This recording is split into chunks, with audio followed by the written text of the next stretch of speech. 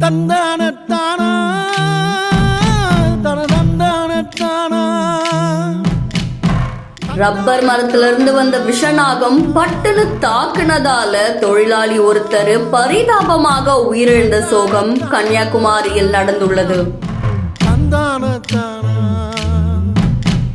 கன்னியாகுமரி மாவட்டம் முட்டைக்காடு பக்கத்துல குமாரபுரம் பக்கத்துல பால்ராஜ் அப்படின்றவர் இருக்காரு. இவருக்கு 47 வயசாகுது.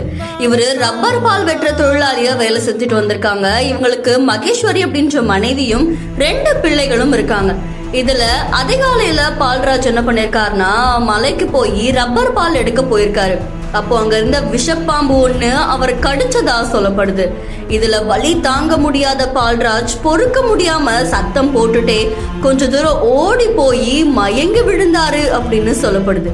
இத பார்த்த சக தொழிலாளிகள் உடனே அவங்க வீட்டுக்கு தகவல் கொடுத்திருக்காங்க. அவரை தூக்கி சிகிச்சைக்காக பத்மநாபபுரம் அரசு மருத்துவமனைக்கு அனுப்பி வச்சிருக்காங்க.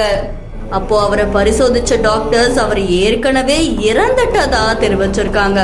இந்த சம்பவம் குறித்து மனைவி கொச்சிக்கோடு காவல் நிலையத்துல புகார் கொடுத்திருக்காங்க. புகாரோட அடிப்படையில போலீசார் விசாரணை நடத்தி வழக்கு பதிவு செஞ்சு பால்ராஜோடைய உடல் கூராய்வு பரிசோதனைக்கு அனுப்பி வச்சிருக்காங்க.